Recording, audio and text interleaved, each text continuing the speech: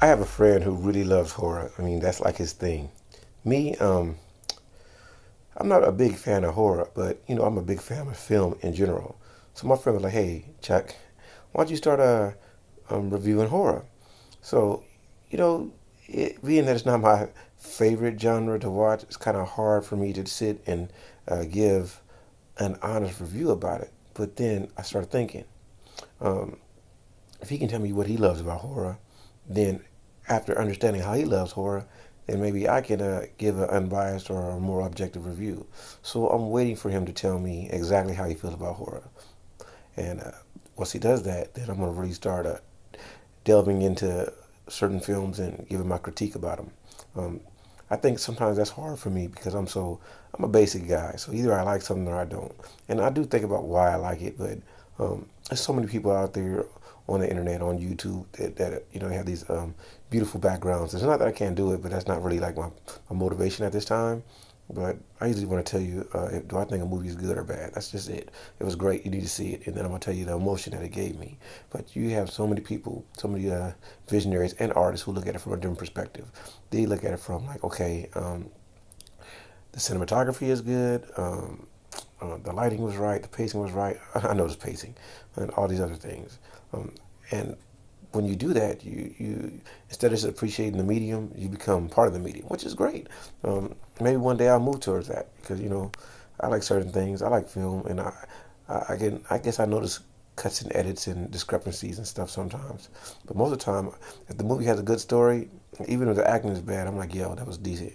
And I just think, man, if they get the right director, somebody to come back and tighten it up a little bit, it'll be good. It's kind of like the One Punch Man comic book, or how they say it, manga.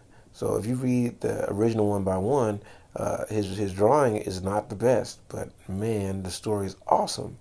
And then this other guy, I do not know his name. I will look it up, and I will give him his credit one of these days. Comes back and just kills it with the artwork, and it's so awesome how he can improve something that was not horrible in the first place, if you could appreciate it, to something that's so beautiful and story so awesome that is awesome. Makes some type of sense. It also has a anime, and the anime is good. The anime is pretty awesome. So I would always tell people to check it out. But in the future, I look forward for me to talk about horror.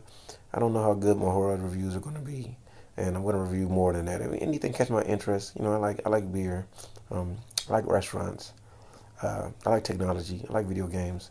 So I'll just start talking about all type of stuff that I like. I like books. I really enjoy literature, and I recently read this book called Sex at Dawn, and it's pretty interesting. It just tells you that there's more than one way to be in an intimate relationship. There's several ways, in fact. We all know this, but moralistically speaking, people always try to tell them or tell other people who don't think how they think that the way that they do their relationships are wrong. And I'm always gonna say that's social programming. But anyway, this is my little short blurb video, just to get myself in the mood to do videos. Um, Hope everybody's feeling great. I love you all. Try to love me more than anyone. Not trying because I do, but everybody should feel like that, I believe. But that's your choice. If you love someone more than yourself, then be happy with that. The universe is one, baby. Take care.